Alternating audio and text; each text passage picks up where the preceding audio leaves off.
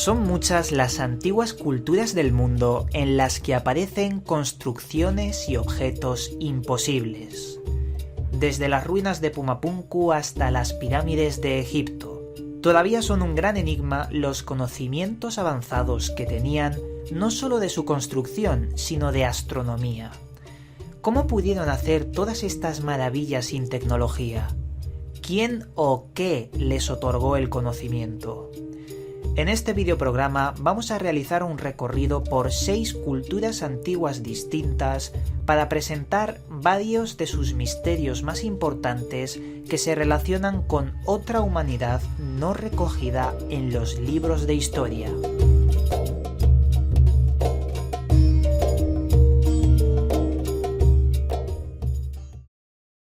Saludos, buscadores del misterio, y gracias por asistir a granmisterio.org.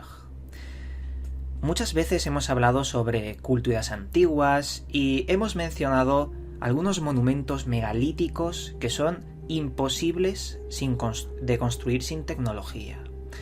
Pero hoy me gustaría hacer un recorrido entre muchísimas culturas antiguas del mundo y ruinas y emplazamientos que nos hablen de que por lo menos existió otra humanidad con una tecnología y conocimientos muy distintos a de los que nos han contado, y por lo menos poner sobre la mesa pruebas, datos de muchísimas culturas. Vamos a hablar de la prehistoria, continentes perdidos, la isla de Pascua, la proto-Sumeria, también la Sumeria, algunas ciudades emblemáticas megalíticas y también acabaremos con Egipto.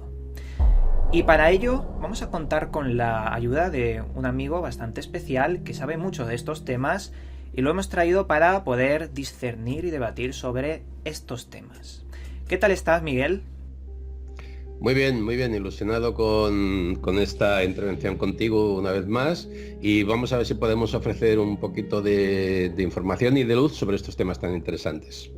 Muy bien, Miguel. Y para empezar vamos a comentar los misterios de la prehistoria. Yo tengo uno muy establecido, quiero decir, uno muy investigado por mí, que fue las pinturas de los Guanyinas. Los Guanyinas, que se encuentran al norte de Australia, serían una especie de pinturas que parecen recordarnos al fenómeno ovni y a los Grey Alien. Tiene una antigüedad bastante interesante, más allá de 10.000 años, aunque algunos se han atrevido a decir que podrían ser anteriores al Pleistoceno, a la Edad de Hielo. Este misterio, como podéis estar viendo ahora mismo en pantalla, es muy llamativo por las imágenes que asemejan muchísimo a estos relatos de abducciones y de extraterrestres sobre los Grey Alien. La pregunta sería, ¿por qué dibujaron esto y en qué se basaron? Miguel, yo sé que tú tienes también otro misterio muy parecido sobre las figuras de Tassili. Sí, efectivamente, en Tassili, como tú bien sabes, ahí tenemos toda una biblioteca enorme de información en este tema. Yo quería hacer referencia básicamente a un aspecto que se repite luego en otro lugar que podemos mencionar, y es el aspecto de unas pinturas muy claras, además, en donde aparentemente un ser introduce a la fuerza, es decir, simula un rapto a unas mujeres, introduce a la fuerza, como decía, en una estancia que pudiera ser incluso una nave. Y entonces esto es muy sugerente porque se repite en otras zonas como, por ejemplo, si me permites, ya lo enlazo, en África, también en Kondoa, hay unas pinturas que representan algo muy parecido. En este caso, los seres son mucho más estilizados, pero evidentemente también tienen unas características, digamos, no humanas, unas características casi podríamos llamar alienígenas. Y también aquí se repite la escena del rapto de unas mujeres, y entonces vemos que hay algún tipo de coincidencia quizás en estos acontecimientos, ¿no? Y esto me llama mucho la atención y a la vez nos sugiere probablemente la intervención de seres ajenos a la Tierra, o al menos a la cultura o a la civilización humana en aquel momento. Sí, y además en las figuras que acabas de mencionar se ve claramente en Tassili unos seres con una escafandra que portan un tubo que se conecta a una esfera, y se ve muy bien los rasgos diferenciados de las personas que está raptando. Son seres muy distintos. Y claro, esto pues parece claramente una abducción. Estamos hablando de hipótesis porque hablamos sobre lo que nos parece y de lo que está ahí plasmado. Obviamente la ciencia oficial no nos va a decir que esos son extraterrestres, al menos por ahora. Ahora vamos a continuar con los grandes continentes perdidos. Vamos a hacer un viaje por Lemuria, Atlántida, Hiperbórea o incluso Rutas, la más desconocida. A mí me gustaría mencionar algún misterio sobre la Atlántida, bastante desconocido, como por ejemplo, recientemente hemos hablado de unos extraños caminos llamados los Cart Routes que se encontrarían en la isla de Malta, pero también por otros lugares de nuestro planeta. Parece ser que los Cart Routes serían una especie de vestigio de una humanidad anterior. He dicho de la Atlántida, pero podría ser de otra cosa, de otros seres humanos que estaban antes del propio conocimiento establecido sobre las civilizaciones. Quiero decir, ¿es posible que exista otra humanidad? ¿Tú qué piensas, Miguel? Yo estoy absolutamente convencido de que hubo una humanidad primigenia, por así decirlo, y que de alguna manera, lo he comentado más de una vez, es como una cadena que ha ido pasando de más que de civilización en civilización, de humanidad en humanidad. Esto se podría profundizar. Por supuesto, la Atlántida es uno de estos iconos en este sentido. Y a mí me gustaría también comentar sobre la Atlántida algo que me parece que es muy interesante, porque creo que tendríamos que separar entre la Atlántida de Platón, por así decirlo, y las Atlántidas. Es decir, la Atlántida de Platón, que hasta cierto punto la podríamos situar muy probablemente en la zona norte africana, en la zona mediterránea, incluso en la zona de la Santorini actual, de la Tera antigua, pero que luego encontramos en todo el mundo prácticamente ciudades sumergidas que nos podrían hablar de algún tipo de cataclismo que digamos, acabó con una civilización anterior a la cual en muchos casos se la llama Atlántida y que probablemente no sea la Atlántida de Platón exactamente, ¿no? Yo pienso que la Atlántida se ha convertido en un concepto para designar muchas culturas perdidas y continentes sumergidos bajo el agua. Porque a lo mejor muchas de estos nombres son la referencia del mismo. La isla de Giva, que se hundió en un terrible cataclismo, Lemuria, Atlántida, aunque en estos dos precisamente sí que serían continentes separados. Pero bueno, estabas mencionando que Platón ya lo mencionaba en sus diálogos de Timeo y Critias, pero Platón se basó en la cultura egipcia, porque los egipcios lo llamaban Etelentia, y para quien quiera buscarlo tiene que colocarlo en inglés, Etelenti con Y final, y va a encontrar mucha información anterior al propio Platón. Acabo de mencionar la isla de Giva, que corresponde con la isla de Rapa Nui y el misterio de los Moais de la isla de Pascua. Este, como ya sabrás, es un misterio que desde hace mucho tiempo se ha considerado el misterio clásico de cómo pudieron construir esas enormes figuras humanoides que, por cierto, debajo de lo que vemos en las fotografías tienen un cuerpo enterrado. ¿Tú qué piensas sobre este misterio, Miguel? Para mí hay dos misterios principales en la isla, hay muchos más, pero dos principales, o tres, si me permite, lo vamos rápidamente a tocar. Uno es la devoción al hombre pájaro, o sea, una deidad alada, evidentemente, de la cual se tiene muy poca referencia y no demasiado fiable.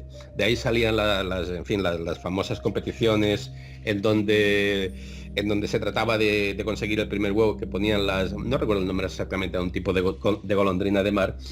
Y esa persona que conseguía ese huevo se transformaba de alguna manera en la representación de Makemake, que era el dios del universo, ¿no? Pero esta referencia, una vez más, en estas culturas a la presencia de dioses alados, a mí me llama mucho la atención. Por otra parte, los Moais, que efectivamente llegan a medir hasta 20 metros, y aunque ya se sabía hacía mucho tiempo que la mayor parte de ellos estaba enterrados, no sé bien por qué motivo, es una historia reciente que se ha empezado a desenterrar y a comprobar. Entonces aquí nos hemos encontrado con la sorpresa entre comillas, de que tenían cantidad de inscripciones y generalmente en su espalda, el pecho también, y entonces el enigma, el punto del misterio principal en este tema es que mucha de esa iconografía que encontramos en los moais es muy parecida a la iconografía que encontraríamos en Sumeria, por ejemplo, ¿no? Entonces, eso creo que es un aspecto muy importante a tener en cuenta. Y por último, si me permites, enlazo también con las famosas tablillas Rongo Rongo, que como sabes no están descifradas, pero que hay un aspecto que para mí es trascendental en cuanto a tratar de ligar culturas aparentemente separadas por el tiempo y por el espacio también. Y es que hay, como tú bien sabes, hay una serie de ideogramas que son exactamente iguales, hablo de las tablillas Rongo Rongo, son exactamente iguales que las que encontraríamos, por ejemplo, en la cultura del Valle del Indo, por ejemplo, Mohenjo-Daro, Harappa y demás, son exactamente iguales. Claro, ¿cómo ha podido pasar esto?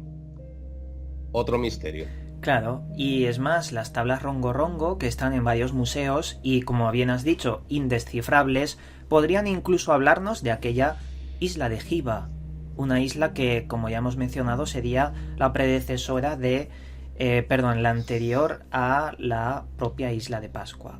Antes de continuar con los otros misterios que vamos a mencionar, me gustaría volver atrás y hablar un poco de Hiperbórea, porque Hiperbórea es de los continentes menos hablados y con menos pruebas que existen para poder mencionarlos.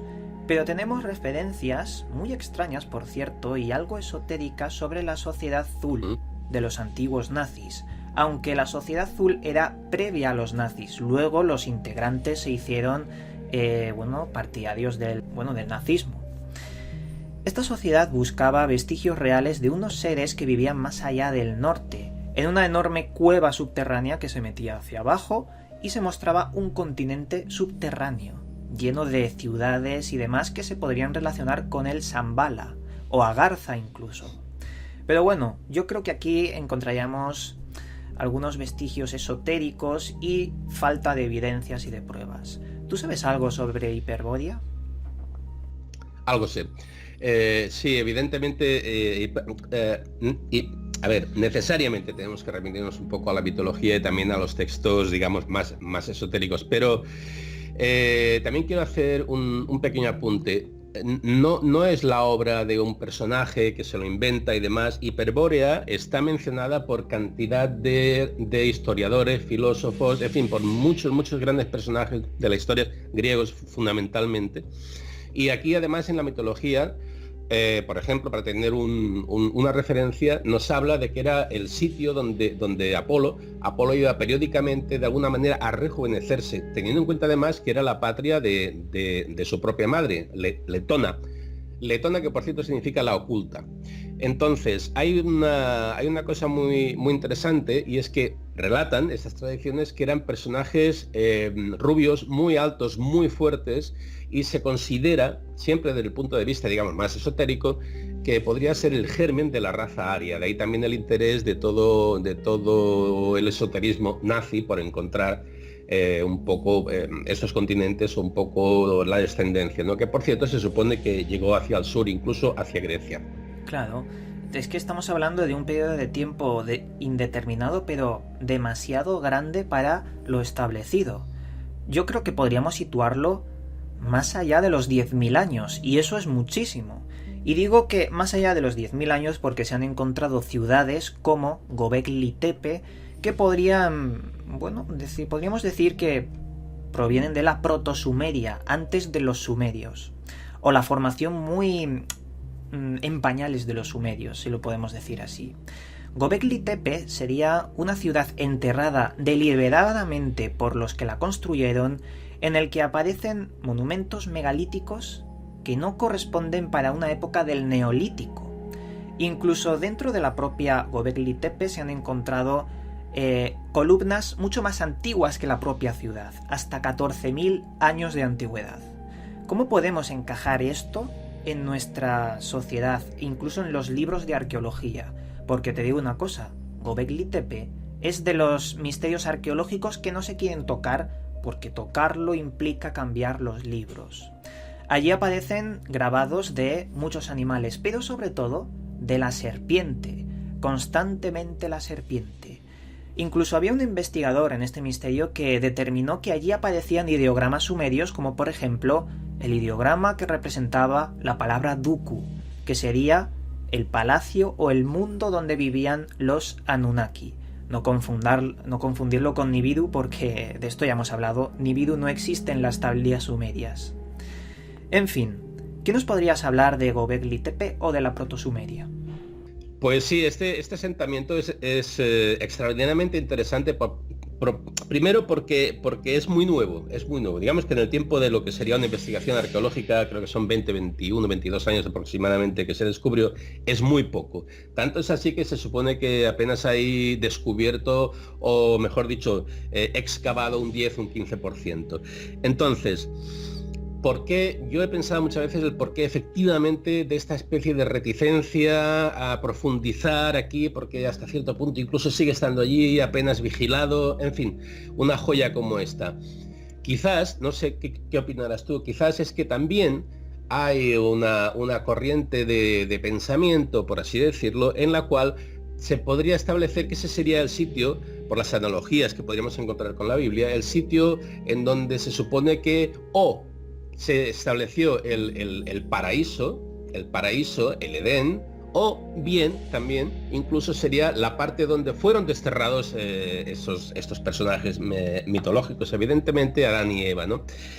Entonces, hay tantas similitudes, si queremos buscarlas con la Biblia, en ese sentido, que quizás por ahí alguien tenga una cierta reticencia a profundizar, al menos con la velocidad que parece que convendría con un hallazgo así, ¿no? Yo me he dado cuenta que nos han hecho creer durante mucho tiempo que la cultura sumeria ha sido la más antigua del mundo. Sin embargo, Göbekli Tepe tiene más de 5.000 años de antigüedad que la propia cultura sumeria, por lo que la cuna de la vida ha dejado de ser Sumeria y los Anunnaki. Lo extraño es que la hayan enterrado ellos deliberadamente. ¿Por qué hicieron eso? ¿Tenían miedo de algo? ¿Querían borrar su culto hacia los dioses que estaban reverenciando?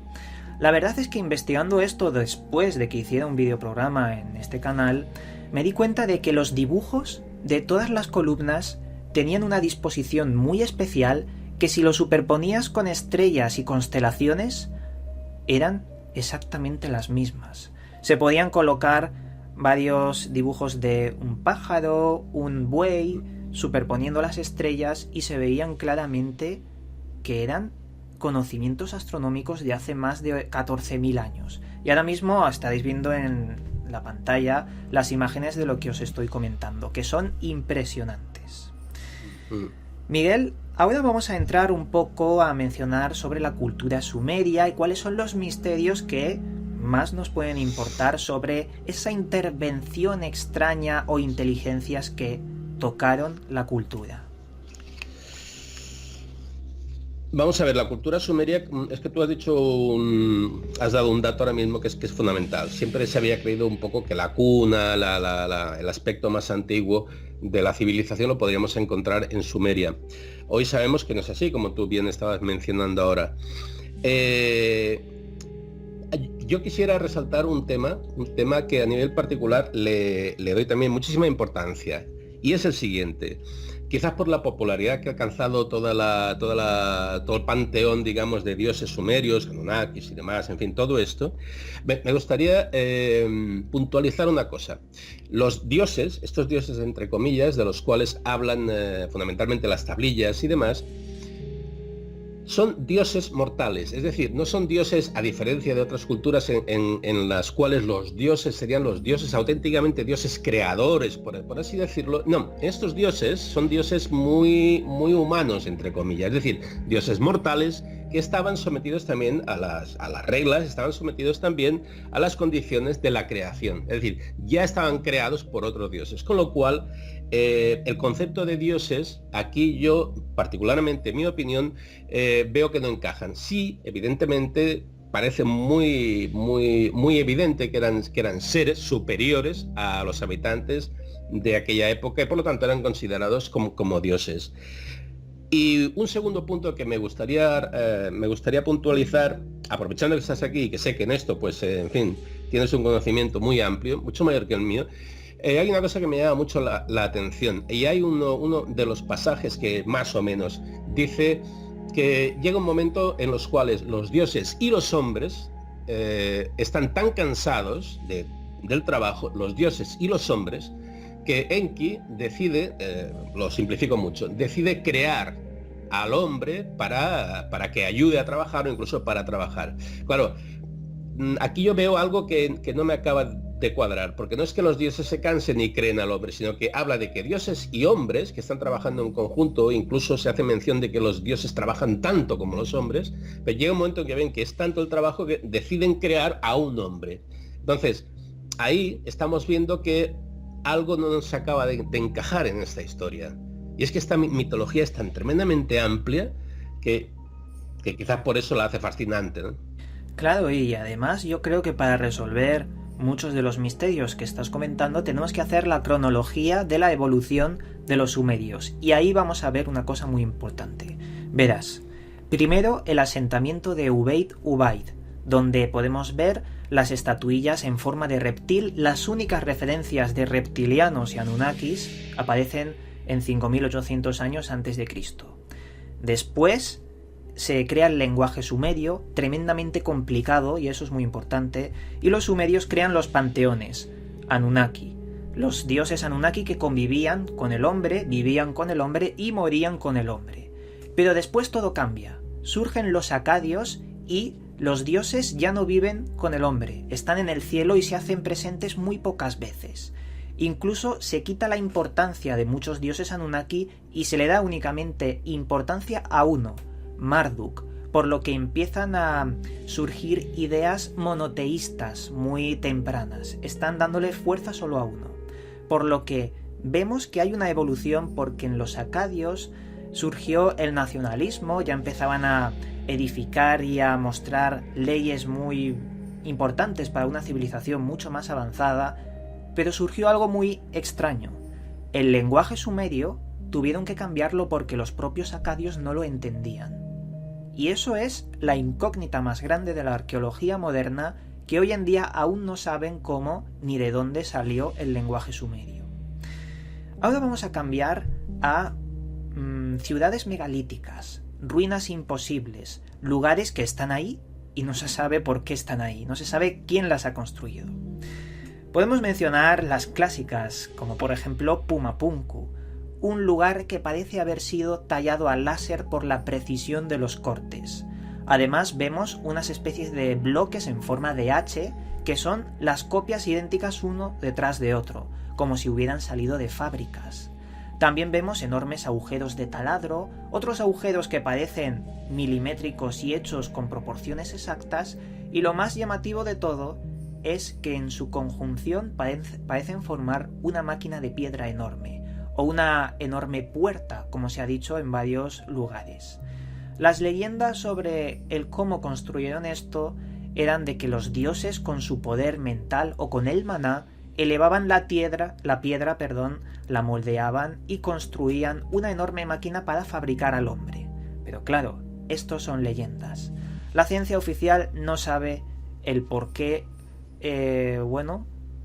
pudieron construir esto, de dónde sacaron toda la piedra, porque la cantera más lejana está a 100 kilómetros y los bloques pesan algunos hasta 20 toneladas. Miguel, ¿qué sabes de Pumapunku y de otras ciudades megalíticas? Pues mira, Pumapunku es muy interesante, en primer lugar no solo por ella misma, sino por la zona donde está, porque claro, forma parte de un complejo megalítico que para mí, casi estoy por decirte que es uno de los, quizás el más interesante a nivel particular para mí de todo el mundo, porque fíjate, está en el complejo megalítico que formaría desde Pumapunku hasta Tiwanaku y el lago Titicaca, que es algo mucho más que un lago, como tú bien sabes, porque en el fondo de este lago sabes que hay también algunos templos y demás. Bien, entonces, a mí hay una cosa que me llama la atención, aparte de todo lo que has mencionado de Pumapunku. Dos cosas más bien. Primero, el estado en que se encuentra, que da más bien la impresión, la sensación de que fuese destruido por algún tipo de, ¿cómo diríamos?, de explosión, quizás meteorito, quizás, no lo sabemos, pero la forma en que están distribuidas esas ruinas. Y luego dos aspectos que son comunes también a los otros sitios que vamos a hablar. Primero, el aspecto vitrificado de las piedras, que aunque ya apenas quedan rastros, sí quedan lo suficientes como para que los arqueólogos hayan podido constatar este hecho, ¿no? Es una capa muy superficial que no se sabe cómo se hacía, porque para conseguir esto se necesitan unas temperaturas altísimas, y esto le daba un acabado prácticamente de pulido de espejo, y esto me llama mucho la atención.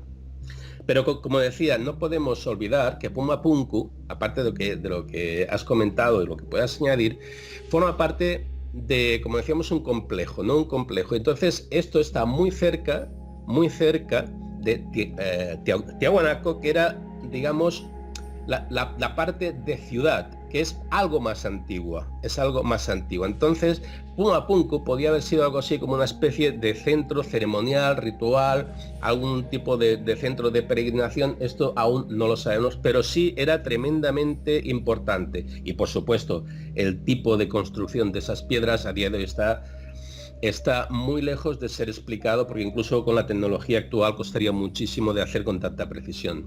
Claro, y además en Tiahuanaco tenemos representaciones de todas las culturas y razas del mundo en una serie de cabezas que están en una pared, aunque hay algunas que parecen no tener forma humanoide. Pero bueno, lo que nos llamaría la atención es la estatua del dios Viracocha, que estaría en medio de Tiahuanaco y que tiene rasgos de los propios sumerios. Tiene barba, tiene una forma que no tiene nada que ver con los antiguos habitantes de Tiahuanaco.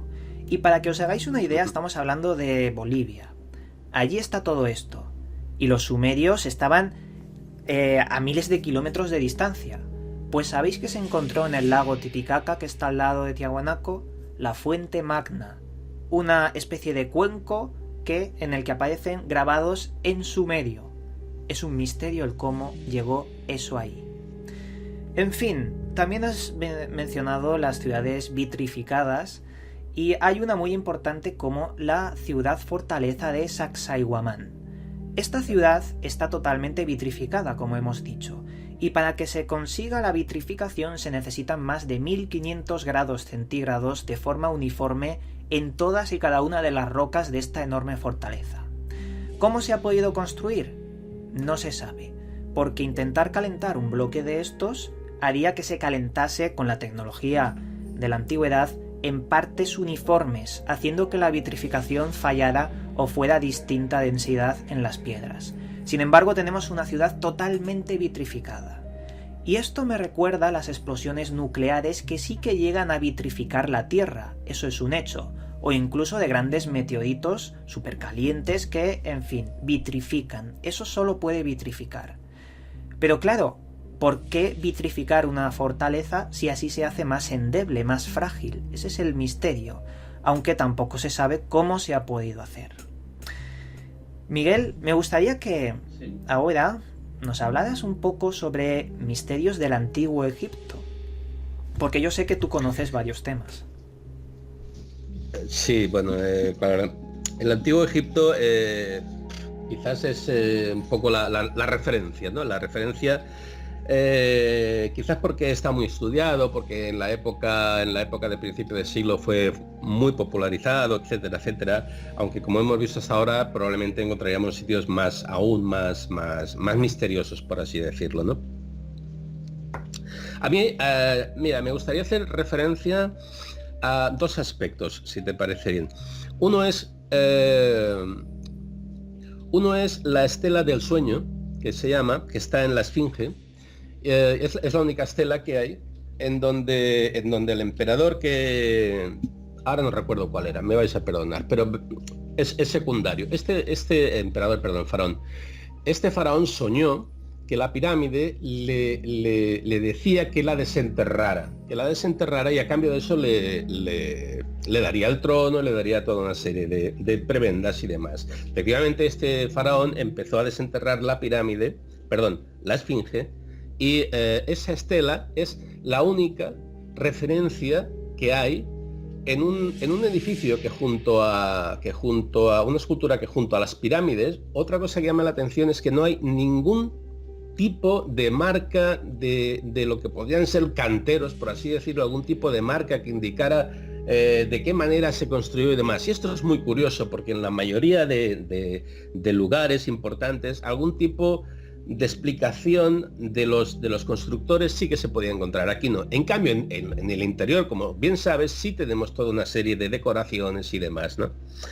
Y otro punto muy curioso, por lo que verás, es que otra estela que se descubrió en 1919, creo recordar, en el templo de Isis, que es la estela del inventario. Bien, en la estela del inventario, los saitas, que eran unos sacerdotes, explicaban que ya en la tercera cuarta dinastía, cuando llegaron, por así decirlo, las pirámides ya estaban hechas de tiempo inmemorial.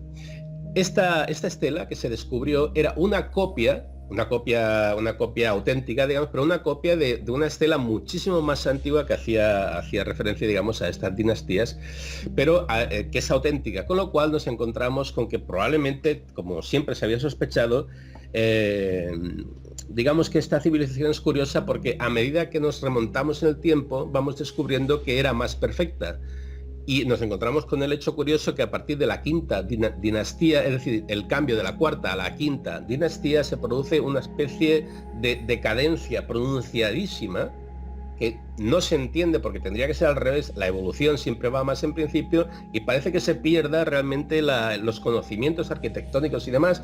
Y desde ese momento todo es una decadencia, una decadencia espléndida, pero evidentemente una decadencia en todo lo que es Egipto. Aquí tenemos un hecho muy curioso, porque ya de por sí las primera, segunda dinastía, las únicas referencias que tenemos son puramente míticas, en lo que nos hablan de que los primeros faraones realmente eran dioses. Era el primer dios, que recordar, que se llamaba Ptah o algo así, y el segundo Ra, y luego ya pasaron a los humanos.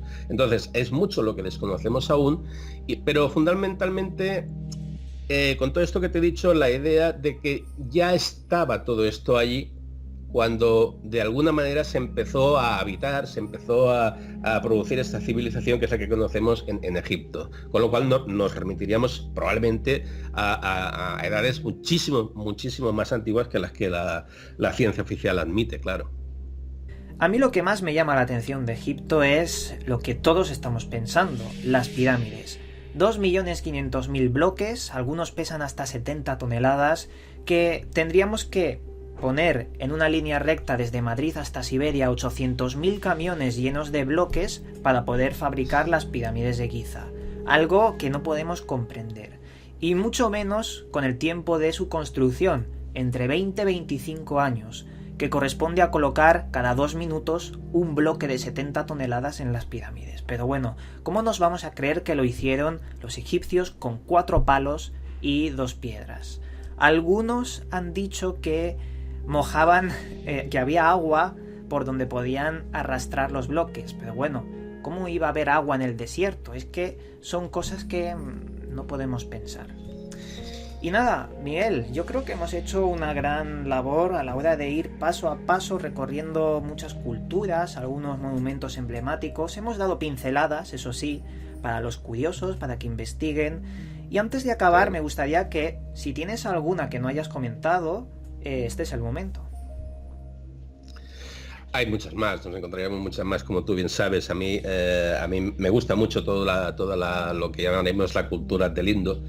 La zona de Mohenjo-Daro, que nos encontraríamos con cosas muy curiosas, como por ejemplo un tipo de cultura que dominaba perfectamente toda la arquitectura urbanística, que encontraríamos casas prácticamente como las actuales, con lavabos como los actuales, con un inodoro como los actuales, con cañerías, con desagües, con baños, y con cosas curiosas como por ejemplo el hecho de no haber encontrado ni una sola referencia, ni un solo monumento, ni a dioses, ni a grandes políticos, por así decirlo, a grandes mandatarios. Estos son hechos muy curiosos y que también nos indicaría que hubo momentos en la historia en los cuales el tipo de cultura no estaba basado realmente en el poder, en el ejercicio del poder de unos sobre otros, sino quizás que había un tipo de equilibrio mucho más natural, por así decirlo. Y no, también, por ejemplo, como tú seguro bien sabes, también nos encontraríamos cosas curiosas como por ejemplo que encontraríamos también en África, en otros sitios, como por ejemplo cómo acaban estas culturas, ¿no? Acaban de una manera no explicadas, de una manera un tanto traumática, y en donde hasta incluso encontramos rastros que nos podrían llevar a pensar en la utilización de algún tipo de, digamos, de conflicto nuclear. ¿Nuclear por qué? Pues porque tanto los esqueletos que se han encontrado con mucha radioactividad como las piedras realmente vitrificadas, en este caso de una manera no controlada, como podría ser en Sacsayhuamán, en fin, ahí encontraríamos misterios de todo tipo, y recordamos que está muy cercana de toda la tradición india, en donde sabes que todas las sagas hablan de estas grandes guerras entre dioses con sus naves voladoras y sus potentes armas aparentemente nucleares también, ¿no? Hay muchos sitios, evidentemente. Claro, y luego están los tremendamente imposibles, como aquellos túneles subterráneos que están por debajo del mar y que conectan Turquía y Escocia en línea recta. Eso que acabo de decir es que es para investigarlo y reinvestigarlo muchas veces, porque es algo tan imposible que crucen bajo el mar en épocas neolíticas y que incluso no mueran en ese trayecto, porque ahí hay falta de oxígeno, y de falta de oxígeno tenemos ciudades bajo tierra también en Turquía, como Capadocia. Allí hay un enorme complejo subterráneo de estructuras inmensas que también podemos decir por falta de oxígeno deberían morir en los niveles más bajos. Pero bueno, son los grandes misterios que tenemos sobre la arqueología y las antiguas culturas. Miguel, te doy las gracias por acompañarme en este vídeo, por hacer esta retrospección sobre culturas y pruebas sobre otra humanidad menos, y te esperamos en otros programas. Pues gracias a ti, es un placer conversar contigo, ya lo sabes, y por supuesto a tu disposición cuando quieras. Muy bien, y con esto os digo antes de acabar que podéis visitar el canal de Miguel, que se llama Crónicas de Arcadia. Lo tenéis ahí abajo para que le deis una oportunidad, porque hace muy buen trabajo. Y nada, con esto desde aquí os mandamos un cálido abrazo y nos volveremos a ver en otro vídeo. De la serpiente por todo el complejo. ¿Estaremos ante la primera cultura del mundo? ¿Los sumerios estaban relacionados con Göbekli Tepe?